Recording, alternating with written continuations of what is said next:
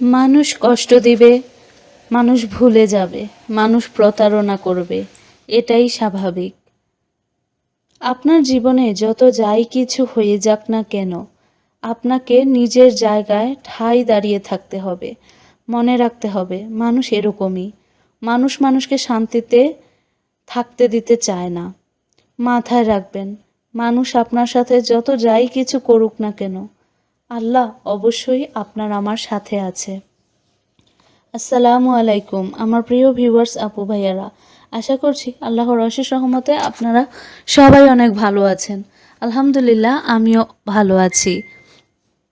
আজ আবার দু একদিন গ্যাপ দিয়ে আপনাদের সাথে চলে এসেছি আমার নতুন দিনের নতুন আরও একটি গল্প, কথা ও কাজ নিয়ে। গিয়েছিলাম বেড়াতে, তো সেখানে গিয়ে আসলে আমি কোথাও বেড়াতে গেলে ঠিকভাবে ভিডিও করতে পারি না, মানুষজনের সামনে হচ্ছে আমার হাতটা কাঁপে আর কি। আমি অভ্যস্ত না, অনেকে আছে না যে ক্যামেরার সামনে মানে বাসায় কোনো মেহমান আসলে বা কোথাও গেলে খুব সহজেই ভিডিও করতে পারে। আমি আসলে কোথাও গেলে মানুষের সামনে ভিডিও করতে আমার কেমন জানি লাগে আর কি। তো এই তো আন্টিদের বাসায় গিয়েছিলাম, সেখানে হচ্ছে ভুনা খিচুড়ি, তারপর হচ্ছে গরুর গোস্ত রান্না করেছিল। জানি না হয়তো আমার খালারা হচ্ছে একটু গরুর গোস্ত আর ভুনা খিচুড়িটা খুব ভালোই রান্না করতে পারে। তো ছোটবেলায় যখন আমরা আমাদের বড় খালার বাড়িতে বেড়াতে যেতাম, যেই কয়দিনই গিয়েছি, তো বেশিরভাগ সময়ই হচ্ছে বড় আন্টি ভুনা খিচুড়ি রান্না করতো। আমার যতটুকু মনে পড়ে, আমি যেই কয়েকবার আমার বড় আন্টির বাসায় গিয়েছিলাম ছোটবেলার, যেই কয়েকদিনের কথা মনে পড়ে, যেই কয়েকবার গিয়েছিলাম, তো আন্টিকে আমি ভুনা খিচুড়ি রান্না করতেই দেখেছি। আর বড় আন্টির হাতের ভুনা খিচুড়ি ছোটবেলা খেয়েছিলাম, তো এখনো হচ্ছে আমার সেই স্বাদ মুখে লেগে আছে। তো আমার মেজু আন্টিও খুব ভালো ভুনা খিচুড়ি রান্না করে, তো আন্টি ভুনা খিচুড়ি আর হচ্ছে গরু গোস্ত রান্না করছিল। তো তারপর দিন আরো কিছু রান্না করেছিল, তো শুধু আমি খিচুড়ির ভিডিওটাই একটু করেছিলাম। তো বাড়িতে এসে পড়েছি। তো বাড়িতে যেদিন এসেছিলাম সেদিন হচ্ছে আমার শাশুড়ি কই মাছ রান্না করে রেখেছিল, আর কি কি জানি রান্না করেছিল, ওইগুলো দিয়ে হচ্ছে খাওয়া দাওয়া করেছিলাম। তো পরদিন এই যে আমি হচ্ছে সকালবেলা রুটি বানিয়েছিলাম আর হচ্ছে ডিম ভাজি করেছিলাম।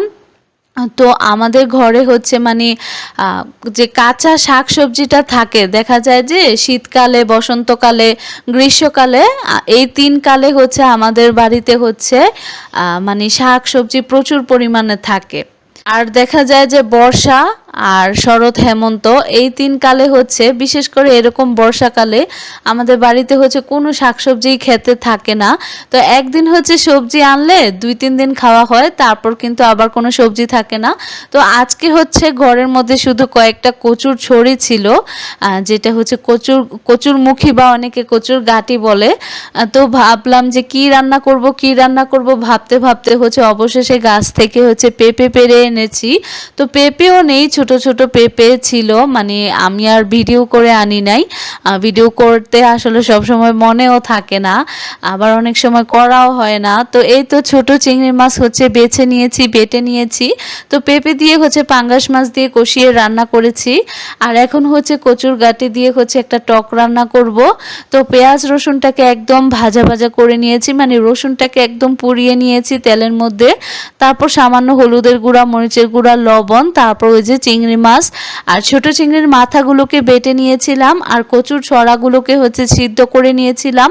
আর এই তো এখন হচ্ছে আমি হাত দিয়ে আধা ভাঙা করে দিচ্ছি, তারপর হচ্ছে একটু পানি দিয়ে গুলিয়ে দিয়ে দিচ্ছি। আর এটা হচ্ছে কচুর মুখের হচ্ছে টক, অনেকে জলপাই দেয়, অনেকে মানে যেই সিজনে যেটা থাকে। তো আমি হচ্ছে কতগুলা কাঁচা তেঁতুল হচ্ছে দিয়ে দিচ্ছি। তো কাঁচা তেঁতুল দিয়ে আজকে কচুর গাঁটি দিয়ে ছোট চিংড়ি মাছ দিয়ে হচ্ছে টক রান্না করতেছি। তো ঘরে শুধু এই কচুর গাঁটি ছিল, আর কোনো তরকারি ছিল না। তো আমি হচ্ছে কি রান্না করব ভাবতে ভাবতে হচ্ছে এই তো ডাল ভিজিয়ে নিয়েছিলাম, তারপর হচ্ছে ডাল বেটেও নিয়েছি, আর ডাল বাটার সাথে সামান্য একটু চালের গুঁড়া দিছি। তো এখন দেখে যে ঘরে কাঁচামরিচও শেষ হয়ে গিয়েছে, তো ছোট ছোট 3টা কাঁচামরিচ ছিল। তো পেঁয়াজি বানালে দেখা যায় যে আমার শ্বশুর আব্বু হচ্ছে 2টা পেঁয়াজি হলেই বা 2টা ডালের বড়া হলেই উনি খুব সুন্দর করে ভাত খেয়ে ফেলতে পারে, অন্য কিছু লাগে না। তো ওনাকে নিয়েই হচ্ছে, বাবাকে নিয়েই হচ্ছে আমার বেশি টেনশন থাকে রান্না বান্না করার সময়, কারণ উনি খুব মানে ইয়ে করে আর কি খাওয়া দাওয়ার নিয়ে।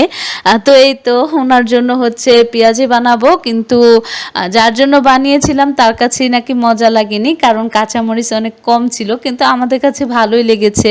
তো এই তো আমি ক্ষেত থেকে হচ্ছে কতগুলো বিলাতি ধনিয়া পাতা তুলে এনেছি, যাতে হচ্ছে ডালের বড়ার মধ্যে দিলে খুব সুন্দর একটা ফ্লেভার আসে। তো এই তো ডালের বড়াটা আগে ভাজলে মচমচা আর থাকবে না, তো এই জন্য আগে ভাত রান্না করে নিলাম।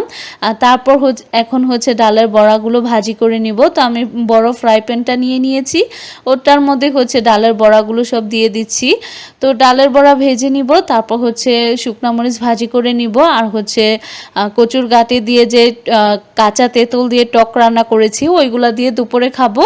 আর রাতের বেলা হচ্ছে পাঙ্গাস মাছ দিয়ে পেঁপে দিয়ে যে তরকারিটা রান্না করেছি ওটা হচ্ছে রাতের জন্য। তো আমার প্রিয় ভিউয়ার্স, আপু ভাইয়ারা যারা এখনও পর্যন্ত আমার ভিডিওটির সাথে আছেন, পাশে আছেন, প্লিজ একটি লাইক দিয়ে আমার পুরো ভিডিওটি কন্টিনিউ করবেন। আর আমার পুরো ভিডিওটি দেখার পর আপনাদের কাছে যদি ভালো লাগে আমার ভিডিওতে দেখানো কোনো কথা বা কোনো কাজ, কোনো দৃশ্য, তাহলে প্লিজ আমার চ্যানেলটি সাবস্ক্রাইব করে পাশে থাকা বেল আইকনটি বাজিয়ে দিবেন। আর আপনাদের সুন্দর একটি কমেন্ট করে যাবেন। আপনাদের সুন্দর একটি কমেন্ট আমাকে নতুন করে ভিডিও বানাতে অনুপ্রেরণা দান করে, ইন্সপায়ার্ড করে নতুন ভিডিও করতে। তো এই তো আমরা বাহিরে প্রচণ্ড রোদ আর গরম দেখে টক রান্না করলাম তেঁতুল দিয়ে, এখন হচ্ছে খেতে বসেছি। আর ওই দিক দিয়ে হচ্ছে একদম বাতাস ছেড়ে দিচ্ছে, তো এই জন্য হচ্ছে একটু বারান্দার দিকে দেখালাম আর কি। তো আজকের ভিডিওটি ছিল এই পর্যন্তই। সবাই ভালো থাকবেন, সুস্থ থাকবেন। আল্লাহ হাফেজ। দেখা হবে, কথা হবে নতুন কোনো ব্লগে।